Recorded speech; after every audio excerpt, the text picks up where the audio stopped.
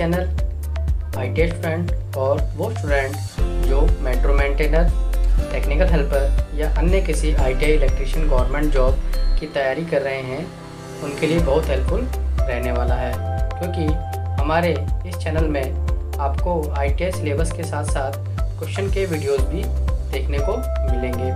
तो जल्दी से जल्दी चैनल को सब्सक्राइब करें और बेल आइकन को ऑन करें ताकि अगले आने वाले वीडियोस की जानकारी आपको सबसे पहले। नमस्कार दोस्तों, स्वागत है आपका हमारे YouTube चैनल पे। आज हम लेके आए हैं आयत और वृक्ष से रिलेटेड क्वेश्चंस जो आपके कॉम्पिटिशन एग्जाम में, आईटीआई एग्जाम में हेल्पफुल साबित होंगे। तो आइए शुरू करते हैं। पहला क्वेश्चन है, 24 मीटर लंबे और 16 मीटर चौड़े एक आयताकार लॉन के चारों ओर 2 मीटर चौड़ा रास्ता बना हुआ है, तो रास्ते का क्षेत्रफल क्या होगा। तो ध्यान रखें, जब भी इस टाइप का क्वेश्चन आए तो वहाँ पर अपने को ये इस टाइप का स्ट्रक्चर या संरचना समझ में आ जानी चाहिए।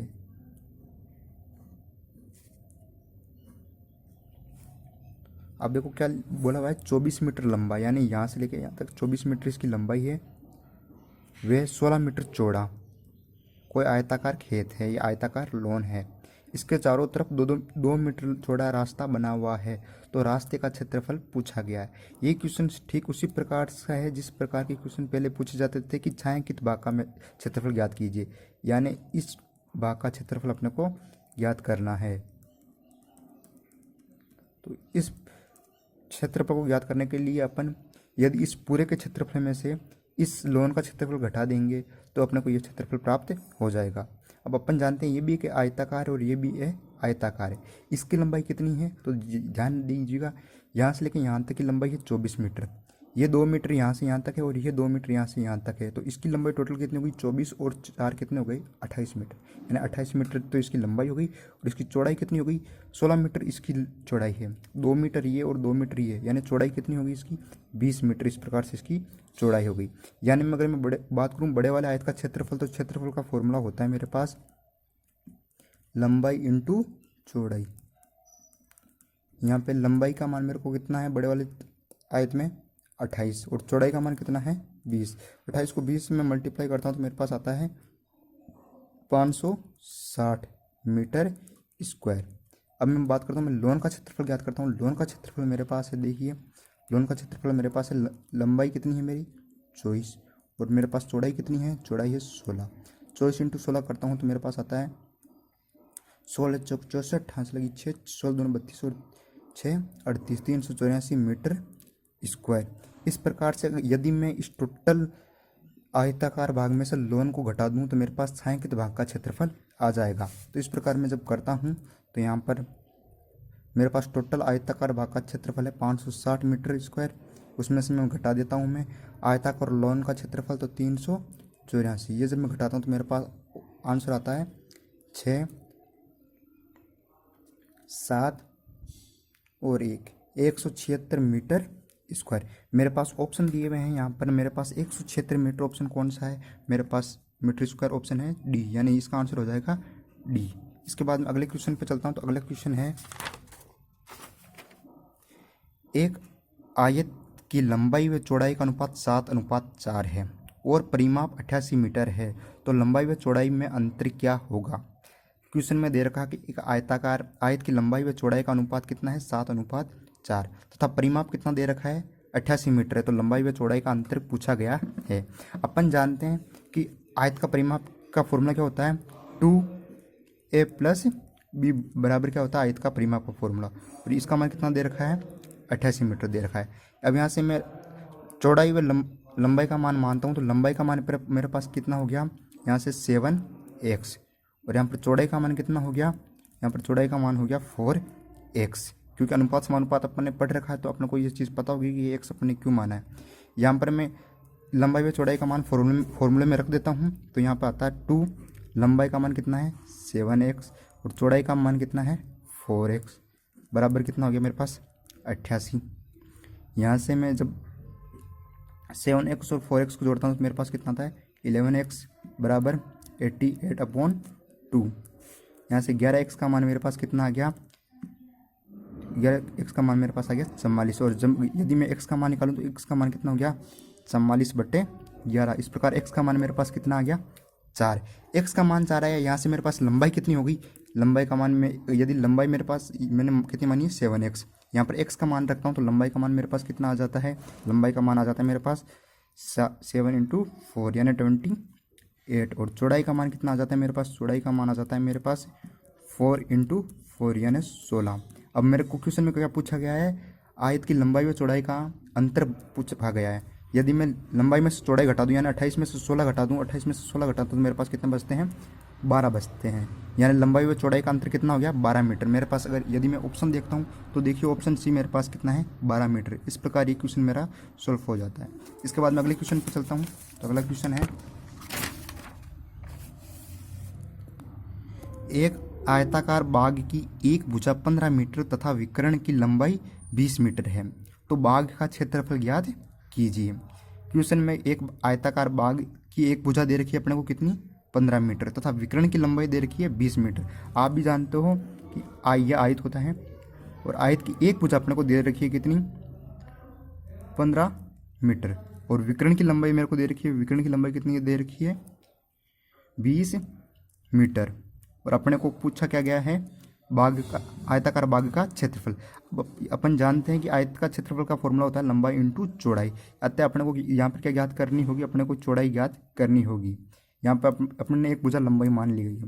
तो अब यहाँ से मेरे पास फॉर्मूला बनता है, आप भी जानते हो कर्ण का फॉर्मूला क्या रहता है, कर्ण का फॉर्मूला रहता है रूट लंबाई स्क्वायर प्लस चौड़ाई स्क्वायर। यहाँ पे मैं लंबाई कर्ण का मान रखता हूँ, कर्ण का मान कितना है मेरे पास 20।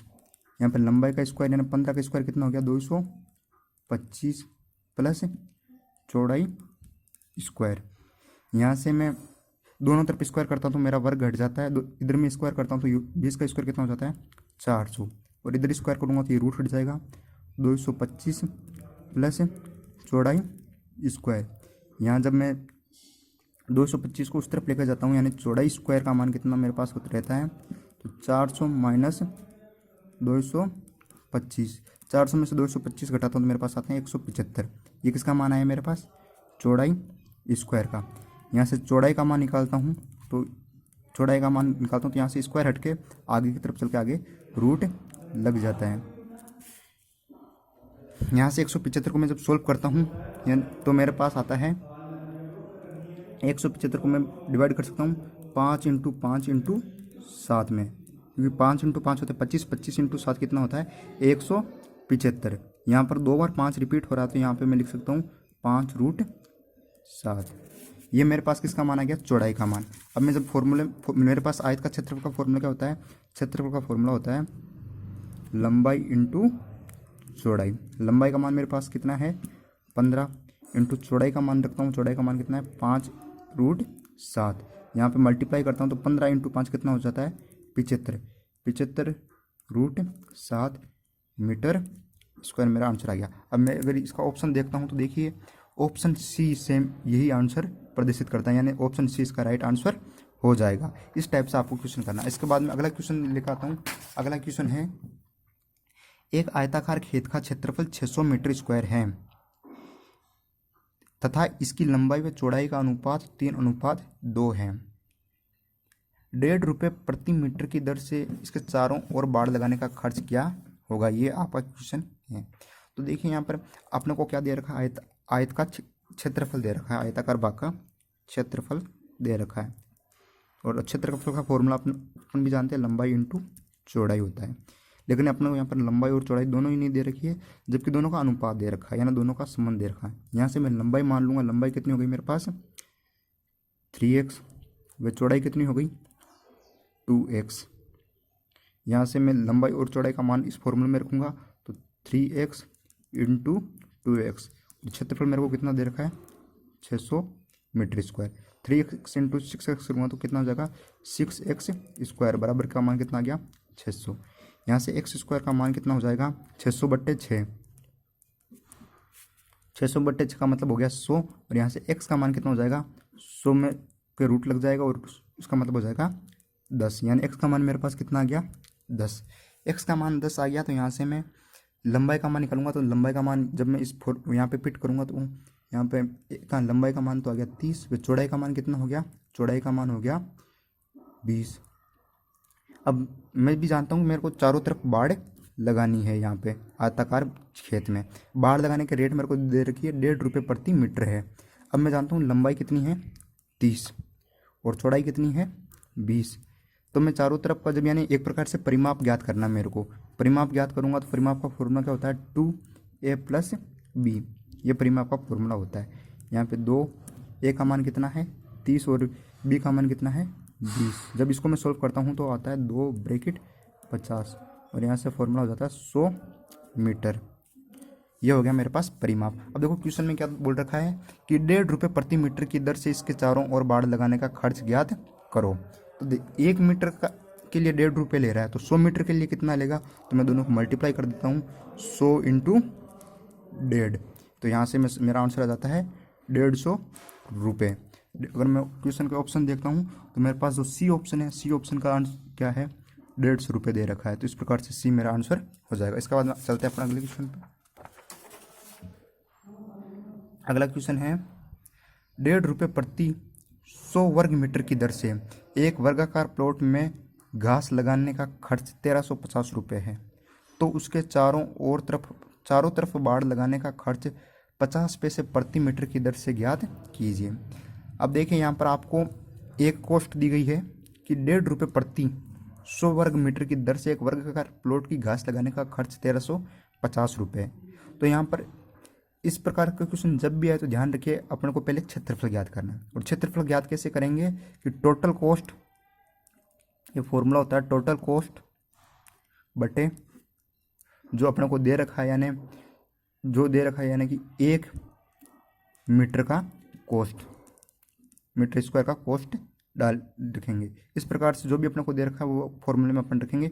टोटल कॉस्ट अपने पास कितनी है 1350 और 1 या 100 मीटर वर्ग मीटर की जो कॉस्ट है वो कितनी है 1.5 रुपये। यहाँ पे 1.5 का भाग जब देंगे तो अपने पास टोटल वर्ग क्षेत्रफल आ जाएगा और जब यहाँ पे भाग देंगे तो यहाँ पे आएगा अपने पास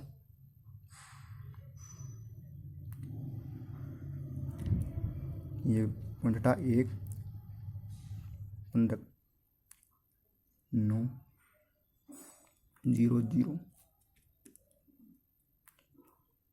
यहाँ पे मेरा ये क्षेत्रफल आ गया खेत का। अब क्या बोला गया है, ये मेरे पास क्या आ गया क्षेत्रफल आ गया इस खेत का। अब क्या बोला गया, इसके चारों ओर तरफ बाड़ लगाने का खर्च 50 पैसे प्रति मीटर की दर से।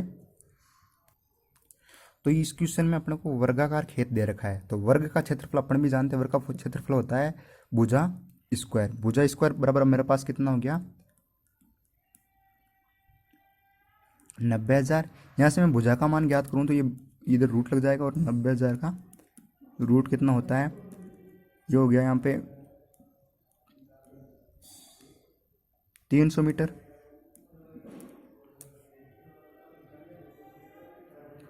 ये भुजा का मान आ गया मेरे पास। अब मैं जानता हूँ वर्ग का परिमाप कितना होता है 4a। 4a मतलब यहाँ पर मैं 4 × 300 बराबर कितना हो गया 1200। मेरा आंसर हो गया 1200 मीटर मेरा परिमाप हो गया। यहाँ से मेरा जब मैं ये रखूँगा क्वेश्चन में जो दे रखा है मेरे को कि 50 पैसे प्रति मीटर की दर से ज्ञात करो, तो ये कितना है मेरा परिमाप है। यहाँ पे मैं 1 मीटर के लिए मेरे पास कितना पैसा लग रहा है 50 पैसे।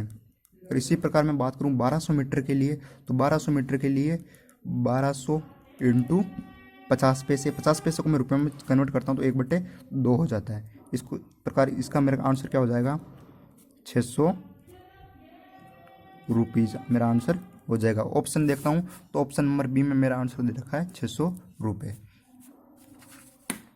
इसके बाद अगले क्वेश्चन जो आपको करना है, कोशिश कीजिएगा शायद आंसर आ जाएगा आपका। एक आयताकार खेत की लंबाई उसकी चौड़ाई की 3/2 गुना है।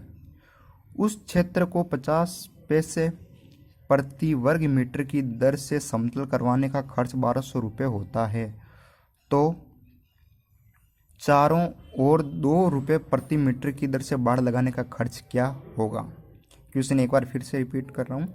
एक आयताकार खेत की लंबाई उसकी चौड़ाई की 3/2 गुना है। उस क्षेत्र को 50 पैसे प्रति मीटर वर्ग की दर से समतल करवाने का खर्च 1200 रुपये होता है, तो चारों ओर 2 रुपये प्रति मीटर की दर से बाड़ लगाने का खर्च क्या होगा। इस क्वेश्चन का आंसर आप अपने कमेंट बॉक्स में ज़रूर लिखिएगा। धन्यवाद।